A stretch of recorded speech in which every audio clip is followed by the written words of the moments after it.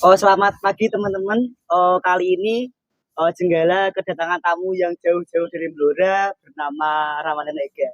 Di volume kelima perpustakaan Jenggala, kami bakal membahas sebuah buku yang sangat menarik berjudul Batas Nalar karyanya Donel. Pak Donel. Ini bukan Donald Trump ya teman-teman, tapi Pak Donel Dikel nih. Nggak tahu bacanya gimana, mungkin bisa dikoreksi nanti. Mungkin bisa perkenalan dulu Kak Ega ke pemirsa yang ada yang sudah menonton ini. Eh, Apa ya harus saya perkenalkan? Mungkin Profil eh, singkat. nama saya Ramadan Ega. Ega itu diambil dari salah satu slogan Revolusi Prancis tahun 1789, Egalite, yang artinya kesetaraan. Dan mungkin karena nama saya itu, di sini saya tidak mau menjadi subjek pengetahuan yang tahu segalanya. Tidak, kita sama-sama belajar saja ya Mas. Ya mungkin itu saja, karena tidak ada dari kehidupan saya yang layak untuk diketahui halayak umum.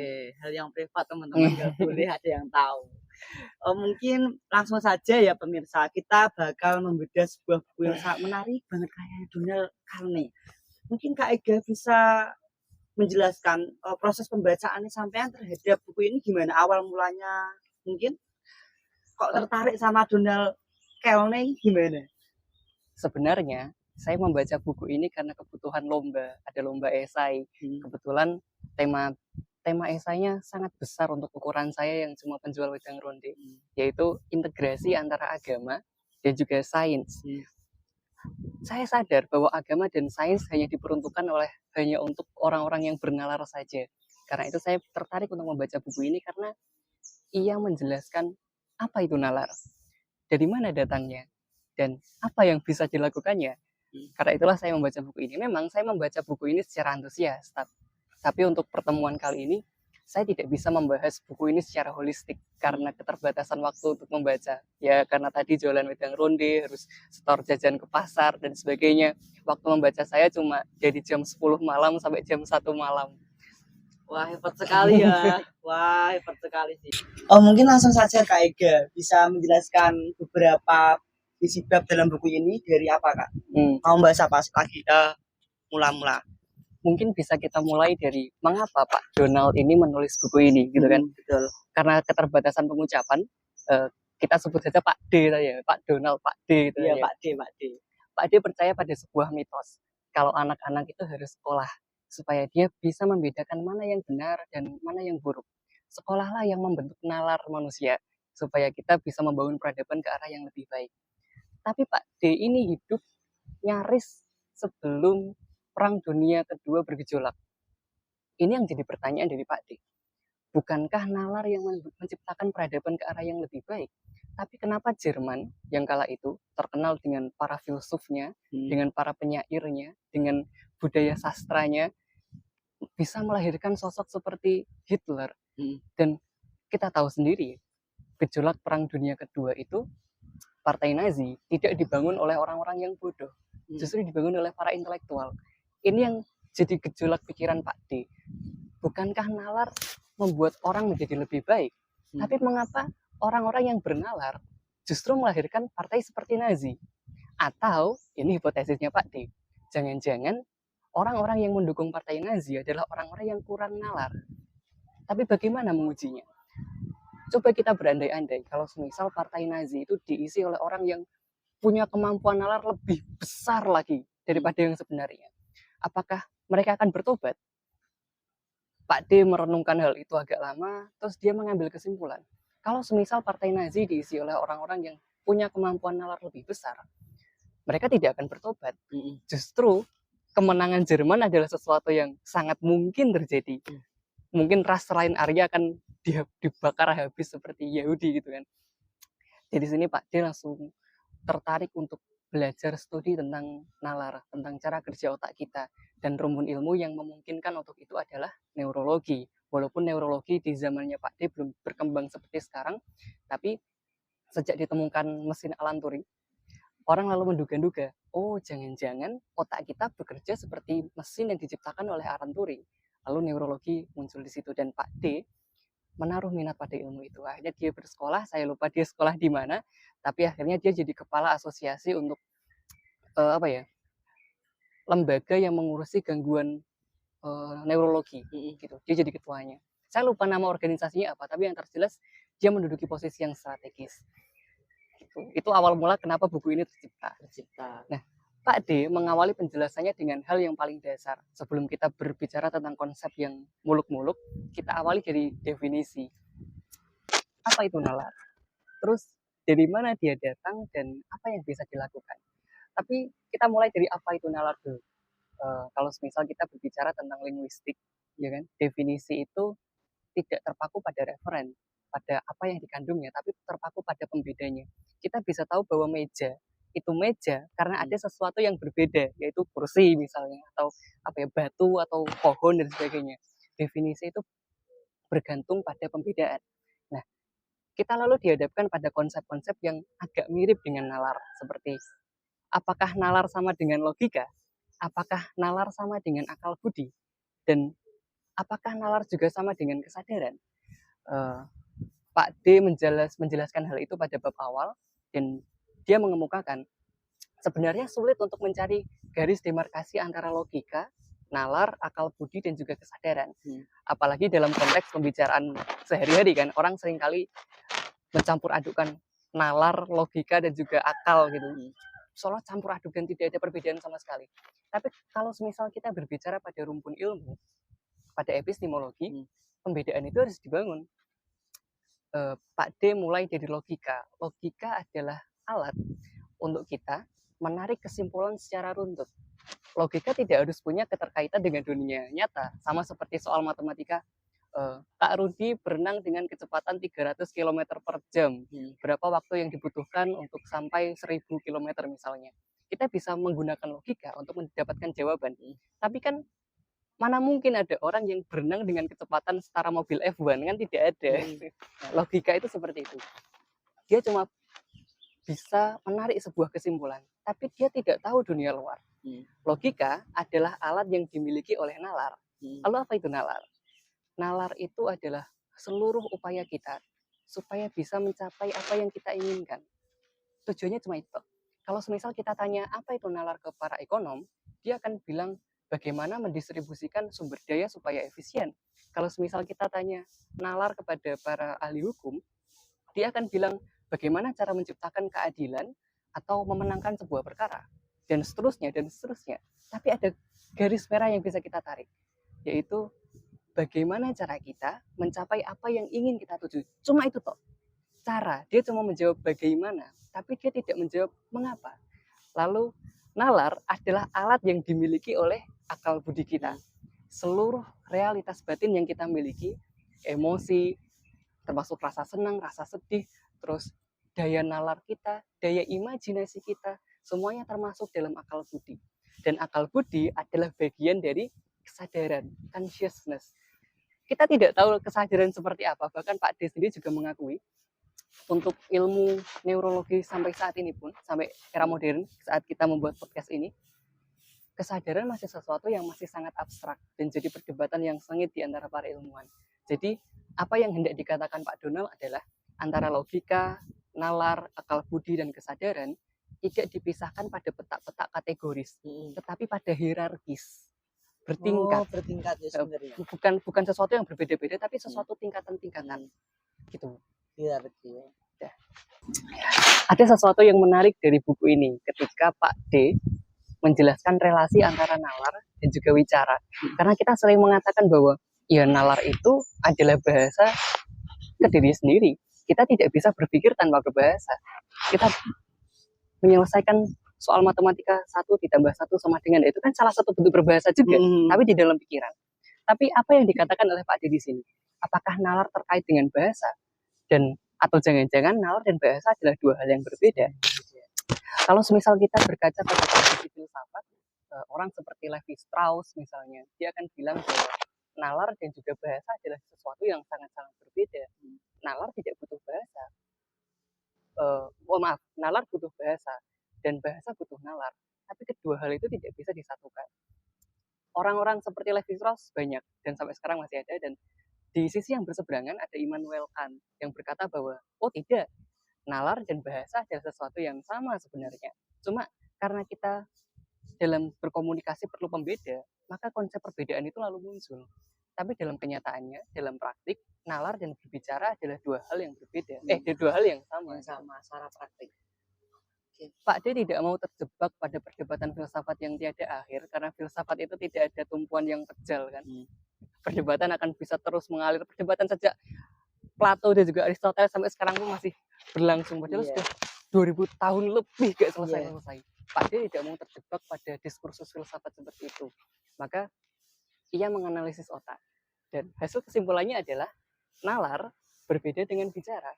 Walaupun nalar dan bahasa itu punya ketersinggungan yang banyak. Ketersinggungannya banyak, saling terkait, tapi dua hal yang berbeda. Apa bukti yang membuat Pak D bisa berkata demikian? Nah, ada salah satu penyakit otak yang namanya afasia.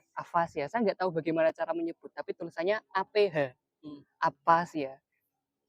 Afasia dibagi jadi dua.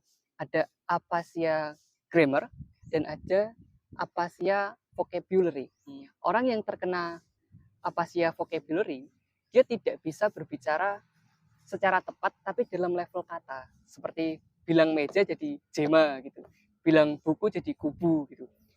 Sering typo tapi dalam level kata. Itu level kata. Itu afasia vocabulary. Tapi kemampuan nalarnya tidak hilang. Wah, itu aku banget Kak Ega. Jadi lanjut Kak. Oke. Tipe. Ini yang jadi apa ya, argumen Pak D kalau bahasa dan nalar adalah berbeda.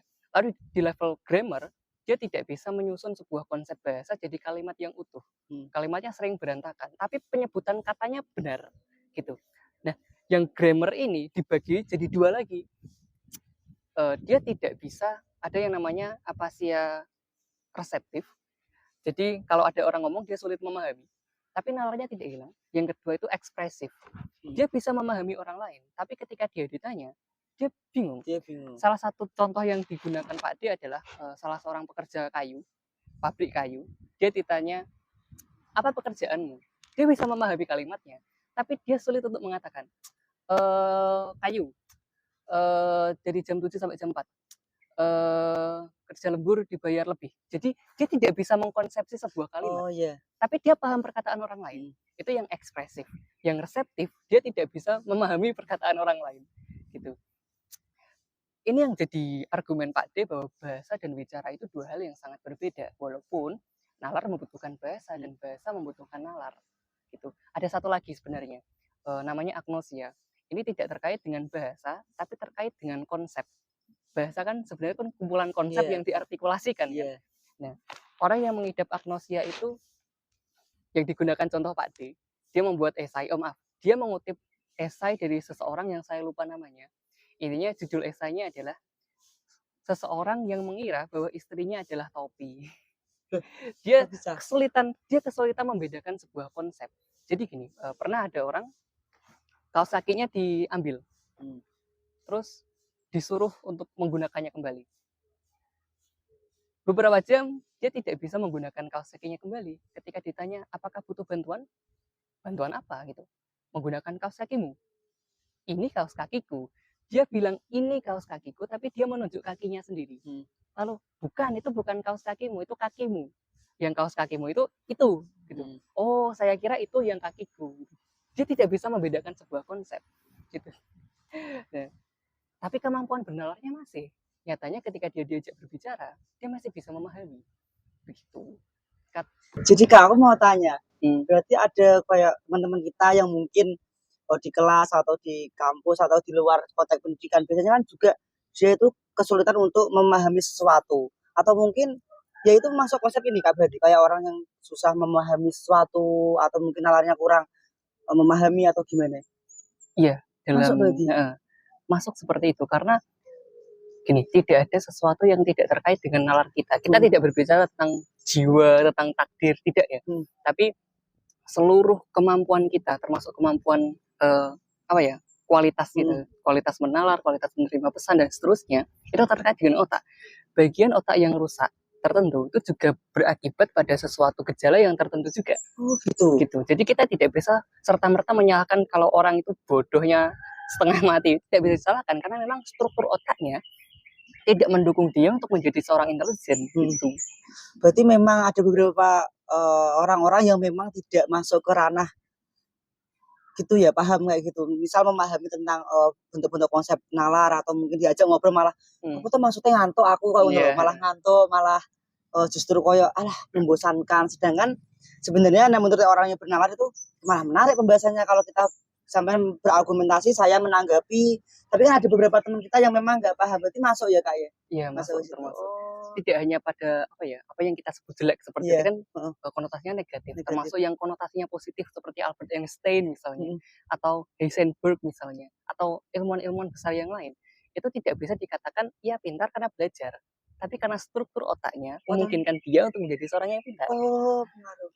Jadi ya kita tidak bisa langsung memuja-muja sebuah sekolah. Ini loh sekolah ini berhasil karena lulusannya jadi orang pintar semua ya. Kita tidak bisa berkata demikian. Kalau semisal dia tidak diberikan struktur otak yang mumpuni untuk menjadi seorang pintar, ya gurunya sebaik apapun tidak akan membuat muridnya berhasil gitu. Oke, oke. Jadi aku paham sekarang. Oke. Perbedaan nalar, logika itu cuma hierarki-hierarki yang mungkin kadang-kadang disamakan oleh banyak teman kita yang mungkin pas diskusi, "Oh, itu nalar akal ini lebih baik daripada iki." Sedangkan logika, nalar, akal budi juga itu suatu hal yang memang berbeda ya, Kak, ya. Berbeda. Selanjutnya ini, Kak, tujuan nalar menurut sampean gimana, Kak, menurut buku ini? Oh iya, tadi kita sudah membahas tentang definisi dan apa itu nalar, perbedaan-perbedaannya. Kita belum membahas tujuan nalar seperti apa. Sebenarnya tadi sudah saya singgung lewat Pak D bahwa tujuan nalar adalah untuk supaya kita mencapai tujuan yang kita inginkan. Ini yang jadi persoalan karena banyak orang yang percaya bahwa orang yang menggunakan nalarnya dengan baik itu rawan dengan tindakan kelicikan.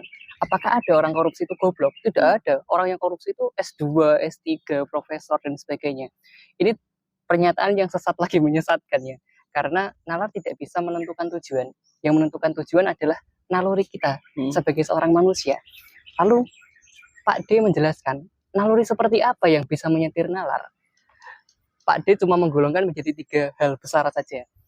Yang pertama adalah cari makan, yang kedua adalah kawin, yang ketiga adalah mempertahankan kehidupan. Yang mempertahankan kehidupan adalah yang paling pokok. Kalau misal kita melihat sebuah bahaya, kita langsung lari, itu nalar berfungsi di situ. Kalau misal kita sudah bisa mempertahankan hidup, ada tujuan-tujuan untuk metabolisme, mencari makan, kan, minum dan seterusnya. Kalau misal tujuan metabolisme sudah terpenuhi, kita akan cari cara supaya bisa kawin. Sudah itu saja. Itu kan kawin kan sebenarnya tujuan genetik supaya genetik kita bisa terteruskan. Ini dibahas dengan bagus oleh Richard Dawkins dalam buku Selfish Gene, walaupun buku itu menerima banyak kritikan karena melupakan satu hal yaitu kerjasama. Tapi saya kira itu jadi pengantar yang baik untuk pembahasan Pak D ini terkait keterusan genetik. Gitu. Jadi apa ya? Contohnya seperti ini. Kita bisa menciptakan sepeda motor, kita bisa menciptakan pesawat terbang, gitu kan? Kita bisa menciptakan kapal laut. Tapi tujuan kita bepergian sejak 200.000 tahun yang lalu tidak berubah. Kalau tidak cari makan, kalau tidak kawin, ya untuk rekreasi, ya untuk mempertahankan hidup. Kalau semisal di negaranya, aduh kucing, kalau semisal di negaranya terjadi konflik politik, dia akan kabur. Ini kan motif yang tidak berubah sejak 200.000 tahun yang lalu kan. Cuma nalar memperbaiki bagaimananya, tapi tidak mengubah mengapanya. Itu tidak dirubah. Tadi kan kita sudah membahas tentang tujuan nalar. Mungkin aku mau bertanya Kak Ega mengenai apakah apa hubungan antara nalar dengan agama? Kadang kala kan orang-orang mendefinisikan antara nalar agama itu di kotak-kotakan. Kemudian kalau empatinya bagus, jadi nalarnya bagus, terus diimbangi dengan salah satu. Itu gimana menurutnya Pak D? Pak D memisahkan agama menjadi 2 rumpun ilmu yang berbeda. Yang pertama adalah bagaimana nalar dipakai untuk bisa mencapai sesuatu yang lain. Tuhan maksud saya. Karena Tuhan kan kalau misal kita menggunakan istilahnya Derrida, saya tidak tahu bagaimana mengucapnya dalam bahasa Prancis, tapi Derrida mengatakan sebagai léautre, sesuatu yang lain. Kata léautre itu diterjemahkan Gunawan Muhammad menjadi lio lianing lian. Lio artinya lain, lianing artinya lain, lian artinya lain.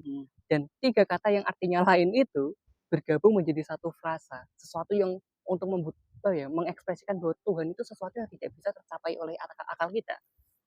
Tapi Agama berusaha mencapai Tuhan dengan akal kita. Itu yang kita sebut sebagai teologi, ilmu tentang Tuhan gitu kan.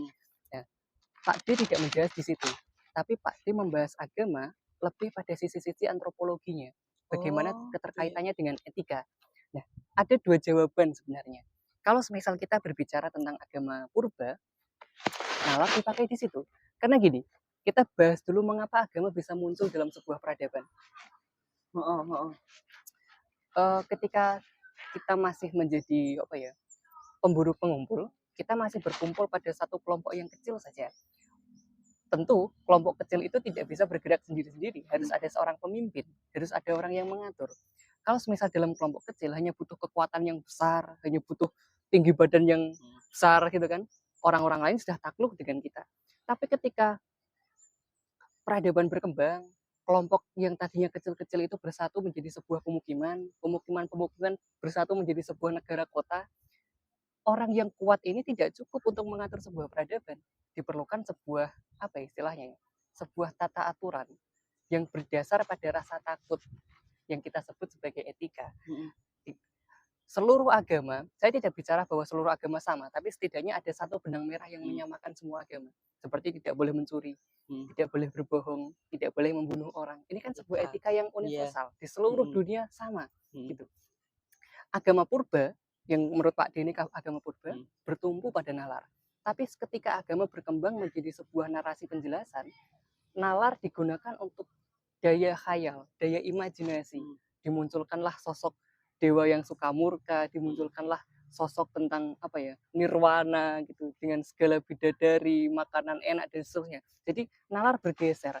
Jadi yang awalnya mengatur sebuah komunitas masyarakat menjadi sebuah daya khayal gitu.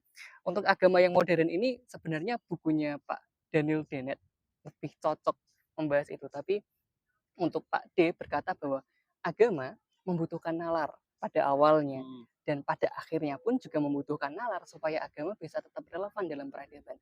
Karena kita tahu peradaban kita kan peradaban yang benar-benar mengunggulkan nalar. Kalau misal kita masih terjebak pada daya-daya khayal yang tidak peduli dengan tata aturan masyarakat, ya agama itu lambat laun akan ditinggalkan juga.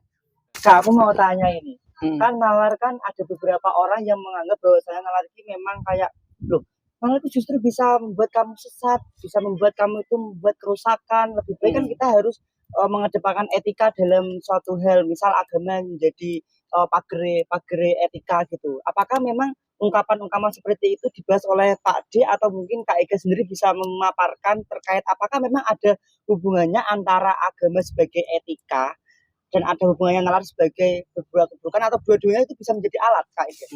Sebenarnya Pak D membahas ini dengan sangat gamblang ya. Mungkin saya akan menggunakan analogi yang bisa dicerna dengan mudah. Kalau semisal kita memegang sebilah pisau, kalau terbesit pikiran untuk menikam orang lain, yang salah bukan pisaunya, yang salah adalah diri kita. Sama seperti nalar. Nalar tidak bisa. Nalar itu sebenarnya Pak D menggunakan istilah nalar itu lebih mirip pengacara alih-alih hakim. Dia membela kepentingan kita, bukan memutuskan ini hal baik, ini hal buruk. Nalar tidak bisa hal itu. Dia cuma kita ingin ini. Oke, nalar akan membuat sebuah skenario supaya apa yang kita inginkan bisa kita capai. Kalau misal lihat kita sudah jahat, ya nalar akan melayani kita untuk kejahatan itu juga. Gitu. Kalau misal tadi tentang agama, kalau misal kita berbicara pada konteks agama purba, tentu kita bisa mengatakan bahwa agama pada awalnya ditujukan untuk hal-hal yang baik. Tapi dalam perkembangan peradaban kita bisa lihat sendiri sudah berapa banyak pertempuran berbasis agama gitu kan. Perbedaan konsep ketuhanan bisa melahirkan pertumpahan darah yang bertalu-talu gitu. Ya gimana ya? Ya itu tidak bisa disalahkan pada nalarnya atau pada agamanya. Kita harus menyalahkan pada subjeknya, pada orangnya gitu. Ada yang salah berarti pada konsep keagamaannya. Kalau semisal kita beragama justru tidak mengembangkan sebuah empati, yang jadi dasar etika, yang jadi asal muasal dari agama itu sendiri, kita perlu merevisi konsep keberagaman kita. Oh gitu. Jadi sebenarnya itu kayak semacam pisau yang digunakan baik ya bakal jadi baik, digunakan buruk jadi buruk kayak gitu ya, analoginya kayak gitu. Oh alah. Oke. Ya sekarang kan jamak sekali media-media yang memberitakan sebuah isu yang sangat frontal sekarang itu tambang. Nah, sekarang kan ternyata pemerintahan sama agama itu menjadi salah satu satu kesatuan yang bisa menghegemoni masyarakat. Kemarin kita pernah berdiskusi sama Kak Ridwan, itu juga membahas sebuah buku tentang bagaimana umat beragama itu bisa mencapai puncak peradaban karena ilmu pengetahuannya. Tapi di sisi lain, ketika sudah berubah, zamannya sudah mulai berubah, sains mulai menerangi kegelapan, mulailah beberapa orang-orang itu berafiliasi sama pemerintahan. Dan mungkin Kak Ega bisa menjelaskan kenapa kok dari pihak pemerintahan dan agama ini saling kayak seakan-akan bersatu untuk membuat sebuah peradaban baru yang mana bisa membuat orang-orang itu takjub sekaligus tunduk tanpa dia itu merasa disadari bahwasanya dia itu kena masokisme kayak gitu loh, disakiti tapi suka terkait tentang isu tambang saat ini Kak Ega, yang mana agama itu sebagai alat untuk agak apa ini tambang untuk dikelola buat untuk kemaslahatan umat, sedangkan umat yang mana yang kemaslahatan itu gimana Kak Ega? Bisa dijelasin satu persatu pertanyaannya tadi. Mungkin pertanyaan ini bisa masuk pada konsep politik dan kebijakan publik. Dan kebetulan Pak D juga membahas akan hal itu. Pak D bilang, seberapapun Plato bilang bahwa politik adalah sesuatu yang suci, yang kita lihat sehari-hari adalah politik dari kacamatanya Machiavelli. Sejak awal, politik itu tidak berurusan dengan kemanusiaan secara umum, tapi hanya kepentingan segelintir orang saja sejak awal kemunculan politik. Jadi apa yang kita harapkan dari sebuah laku komplotan untuk menjarah apapun yang bisa dijarah gitu kan? Ya kita tidak bisa berharap apa-apa kecuali kita masuk dalam lingkaran situ. Mungkin kita bisa kecipratan kesejahteraan, tapi kalau tidak, ya tidak gitu. Ya apa yang kita bisa harapkan dari sana? Dan kembali lagi seperti yang dikatakan oleh Pak D, agama sebenarnya adalah etika yang berlandaskan pada rasa takut. Sejak dulu kita ditakuti oleh dewa-dewa yang suka marah, sekarang kita menciptakan sebuah konsep Tuhan yang suka menghardik dan bisa menjebloskan manusia ke neraka, seperti itu. Ya siapa juga yang mau ambil rugi kan, daripada kita masuk neraka, ya udahlah kita manut, kita ikut kepentingan penguasa saja.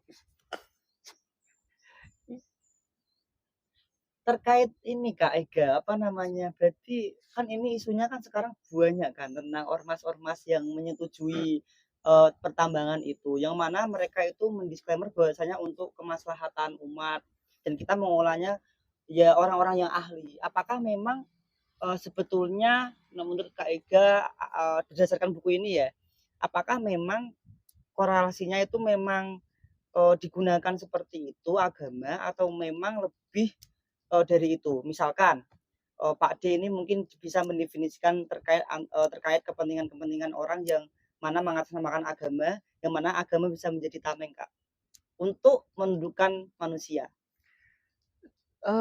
Bisa dijawab iya gitu.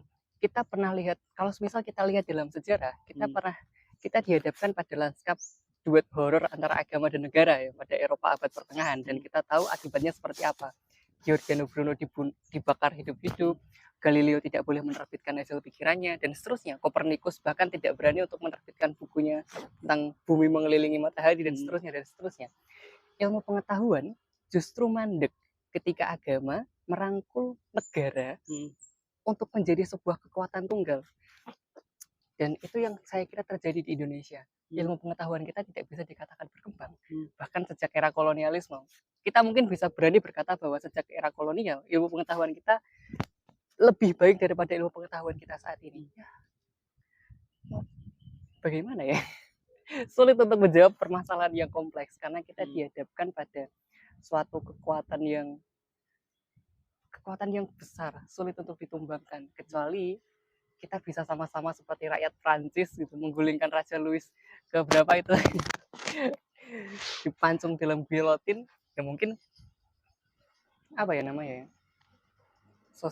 kehidupan sosial kita akan sedikit lebih baik. Ya saya sulit untuk menjawab sebenarnya. Mungkin Kak Ega bisa memberi tanggapan terkait isu tambang itu loh Kak. Kalau dikait-kaitkan dengan bukunya ini mungkin, atau Kak Ega sendiri bisa memberikan sebuah tanggapan terkait huru hara yang sedang terjadi saat ini tentang pertambangan. mau seberapapun empati kita bilang bahwa pertambangan adalah tindakan yang sangat tidak berperi kemanusiaan, karena kita lihat sendiri ada berapa banyak masyarakat adat yang tergusur, berapa banyak masyarakat sipil yang terbunuh, dijajikan tumbal, tapi nalar akan selalu menemukan alasan mengapa pertambangan ini layak untuk dipertahankan. Mau bagaimana lagi? Tapi dari hati Kak Ika sendiri ketika melihat itu, Terus terang saya bingung antara korelasi sebuah lembaga keagamaan bisa mengurusi tambang gitu loh. Karena tidak ada sangkut pautnya sama sekali. Kalau semisal demi kemaslahatan umat, seolah-olah tambang adalah satu-satunya jalan. Padahal kan tidak. Ada banyak jalan yang lebih rasional, yang lebih berperi kemanusiaan, yang bisa dilakukan oleh lembaga keagamaan. Justru hadirnya lembaga keagamaan di situ, yang seharusnya jadi advokat untuk masyarakat sipil, malah semakin menempatkan rakyat sebagai sesuatu yang terpinggir gitu. Seharusnya agama, lembaga keagamaan itu membela kepentingan rakyat, bukan membela kepentingan kekuasaan. Kekuasaan sudah punya segalanya, sudah punya harta, sudah punya sumber daya, sudah punya manusia. Yang tidak punya apa-apa dan rentan itu justru rakyat. Tapi kenapa lembaga agama malah berpihak ke kekuasaan? Ya kembali lagi, yang ditanyakan justru bukan rasionalisasinya. Kalau misal kita tanya rasionalisasi, para pemimpin keagamaan itu pasti punya alasan juga, punya alasan yang rasional mengapa mereka harus ikut mengambil konsesi tambang gitu. Yang kita tanya adalah empatinya sebenarnya. Apa alasan mereka mau ketika melihat realitas sosial yang sedemikian buruk rupa tetap melanjutkan konsesi tambang itu gitu. Itu tanggapan pemuda dari orang NU sendiri atau Muhammadiyah juga, aku membacanya itu ada yang pro kontra gitu loh Kak, dan itu mengakibatkan kubu-kubu gitu loh setelah diadakannya sebuah disclaimer, harus diterima ini lah, itu mulai ada orang yang sangat pro terhadap itu dan ada yang kontra. Nah, sampai melihat manusia-manusia yang sama-sama dalam tahap menengah ke bawah ini dibenturkan kayak gini, gimana Kak Ega? Memang sebegitu besarnya ya kekuatan mereka dalam mengotak-ngotakan dan membenturkan sama-sama orang yang tidak memiliki kuasa gitu loh, demi kepentingan agama gitu. Saya ingin menyempitkan perspektif dari kacamata Pak D saja, karena kita sudah membahas Pak D gitu ya. Kita pisahkan dulu antara yang pro rakyat.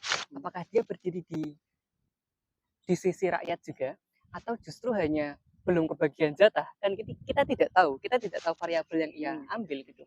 Tapi untuk masalah yang kontra dengan masalah yang pro dengan pemerintah, sebenarnya ini bisa dikaitkan pada naluri purba kita sebagai makhluk sosial. Sejak 200.000 tahun yang lalu, sejak genus hominid muncul, ada banyak spesies homo sebenarnya, seperti Homo cro-magnon, Homo habilis, Homo sapiens, dan sebagainya. Tapi yang bertahan hanya kita, Homo sapiens. Spesies dari genus Homo yang lain itu punah. Ada sesuatu yang menarik dibahas oleh Pak Jared Diamond dalam bukunya Guns, Germs, and Steel gitu kan. Spesies yang berhasil justru adalah spesies yang tergabung pada sebuah kelompok. Cro-magnon secara fisik lebih kuat dan tegap daripada Homo sapiens. Bahkan kapasitas otak mereka lebih besar. Tapi karena kita Homo sapiens main keroyokan, mereka punah. Nah, kebutuhan untuk bergerombol inilah yang memunculkan sikap takut kalau semisal kita melawan arus. Gitu. Jadi orang-orang yang pro pemerintah, karena dia sadar bahwa di kelompoknya itu orangnya pro pemerintah semua, dia takut terkucilkan oleh masyarakat, dan naluri alamiahnya dia sebagai makhluk sosial akan terancam jika dia berjalan sendirian. Maka mau tidak mau dia harus ikut mendukung juga, harus ikut arus gitu. Ini dibahas juga dalam buku Pak D ini. Jadi kita tidak bisa menyalahkan, ya kita harus menyalahkan ya, kita harus menyalahkan, tapi kita bisa memaklumi mengapa sifat-sifat yang pro pemerintah itu, walaupun sudah jelas-jelas salah, masih tetap bisa dilanjutkan, masih dibela gitu. Ya karena itu, karena naluri kita untuk bergerombol. Walah, oke, menarik sih. Jared Diamond, Germs, Steel, bisa dibaca juga itu. Di buku Jenggala. Dimanapun. Oke, lanjut apa? Karena tadi kita sudah membahas berbagai hal dari nalar, definisi, tujuan, kemudian sangkut pautnya dengan pemerintahan. Mungkin Kak Ega bisa menjelaskan sedikit tentang hubungan antara sains dan agama itu gimana Kak? Wah, Apakah saling keterkaitan atau memang di antara mereka berdua itu suatu saudara yang terpisahkan? sebenarnya Pak D tidak menjelaskan secara gamblang relasi antara agama dan sains. Pak D hanya menjelaskan relasi antara nalar dan agama dan juga nalar dan sains. Tapi dari penjelasan kita tadi, kita bisa menarik kesimpulan bahwa sains dan agama berpangku pada hal yang sama, yaitu nalar. Pak D juga mention sesuatu yang penting bagi saya. Sains adalah perwujudan langsung dari nalar berupa tindakan. Ini sama seperti matematika, yaitu perwujudan langsung dari nalar tapi berupa simbol-simbol gitu.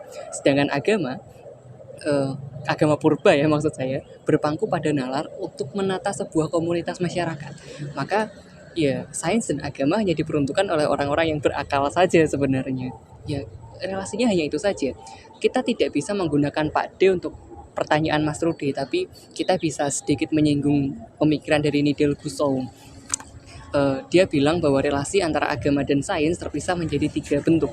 Yang pertama adalah menolak, yang menganggap bahwa sains adalah ilmu setan gitu kan, ilmu kafir gitu. Jadi kita tidak berhak, kita tidak boleh untuk belajar sains sama sekali, hanya belajar agama, karena ketika di akhirat tidak ditanya tentang rumus trigonometri dan sebagainya, yang ditanya adalah amal baik misalnya. Itu adalah bentuk relasi yang pertama. Yang kedua adalah bentuk relasi justifikasi. Orang yang beriman hanya memilih-milih sains yang dirasa cocok dengan teks suci dia. Kalau semisal merasa tidak cocok, maka Ditolak. bukan itu penemuan ilmiah itu akan ditolak. Gitu.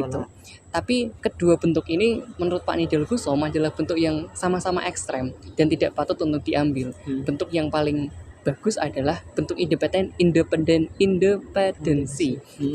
Agama ya agama, sains ya sains. Tapi antara agama dan sains perlu ada dialog untuk bisa menyatukan visi bersama gitu. Karena sains dan agama, kalau misal kita menggunakan hati nurani, berpangkal pada kemajuan masyarakat untuk kemanusiaan. Jadi ya untuk apa kita bertengkar, toh ujungnya juga sama gitu. Jadi hanya butuh dialog saja. Kak Ega, sebelum selesai mungkin ada closing statement dari Kak Ega mengenai buku ini. Ya sebenarnya masih ada banyak aspek yang belum kita bahas secara mendetail, tapi karena keadaan sudah mulai maghrib dan mau tidak mau kita harus akhiri. Saya pengen itu nyontek dari buku ini, esai-esai Bentara. Ya, ada tulisan bagus dari Bagus Takwin, namanya Bagus Takwin. Dia menulis tentang nalar dan ada paragraf terakhir yang bagi saya bagus kan. Sebentar. Bagus Takwin. Mana ya daftar isi ya? Bagus Takwin 286. 286.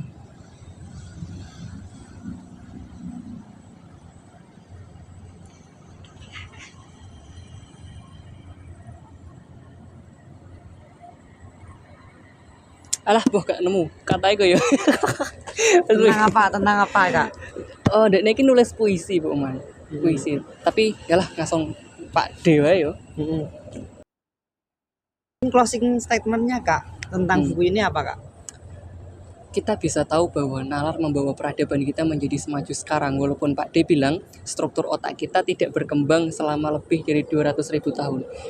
Kemampuan berpikir kita sama seperti Homo sapiens ratusan ribu tahun yang lalu. Tapi peradaban kita bisa maju karena akumulasi pengetahuan. Saya bisa A, kamu bisa B. Saya mengajari kamu A, kamu mengajari saya B. Karena akumulasi pengetahuan inilah yang dibantu oleh bahasa dan teks yang membuat peradaban kita semaju sekarang. Gitu. Agak aneh memang kalau semisal ketika kita melihat peradaban, nalar membawa kita maju. Tapi penemuan terbesar nalar adalah ketika nalar menyadari keterbatasan diri sendiri. Coba bayangkan kalau semisal kita sudah mengetahui segalanya, sudah tidak ada rahasia alam semesta lagi, semua pengetahuan sudah kita kuasai, tentu hidup tidak akan bermakna seperti sekarang. Justru karena kita tidak tahu, rasa penasaran itu muncul, dan rasa penasaran itulah yang mendorong kita untuk menjelajah lebih jauh. Jadi nalar memang, saya ulangi lagi perkataan Pak D, nalar memang tidak bisa menentukan tujuan, tapi nalar yang bisa membuat kehidupan kita menjadi semakin layak. Nalarlah salah satu harta paling megah yang kita miliki. di dalam tempurung otak kepala kita ini, kalau misal kita berkaca dari teori evolusi, butuh keajaiban yang tak terhitung supaya bisa memunculkan organisme dari yang awalnya organisme hidup dari sesuatu yang tak hidup. Mungkin butuh penjelasan yang lebih bernuansa untuk menjelaskan betapa megahnya nalar, tapi saya kira itu menjadi poin penutup untuk menyudahi perjumpaan kita kali ini. Mungkin satu saja. Buku ini cocok dibaca untuk siapa, Kak? Oh iya, buku ini cocok dibaca oleh dua bentuk manusia, walaupun sebenarnya cocok untuk siapa saja, tapi saya kira akan lebih pas kalau semisal buku ini dibaca oleh yang pertama merasa bahwa nalar adalah segala-segalanya, orang yang menempatkan nalar di singgasana tertinggi yang tak terkalahkan gitu. Pak D mengkritik hal itu. Yang kedua adalah orang yang anti nalar, merasa bahwa nalar itu justru menjauhkan kita dari Tuhan. Nalar justru malah menggerus iman kita. Orang yang anti nalar ini juga dikritik oleh Pak D. Jadi buku ini bagus hanya untuk dua orang saja. Pertama, orang yang terlalu mengagungkan nalar. Yang kedua adalah orang yang anti nalar. Wah, menarik banget. Mungkin karena sudah sampai maghrib, Sudah sampai gelap. hitam langitnya, sudah diskusi ini kita sudahi saja. Terima kasih Kak Ega sudah jauh-jauh dari Blora Ya, merawat sama-sama. literasi di Indonesia. Mungkin kedepannya teman-teman bisa request berbagai buku yang bisa didiskusikan di sini. Terima kasih sudah menonton. Selamat malam. Wes.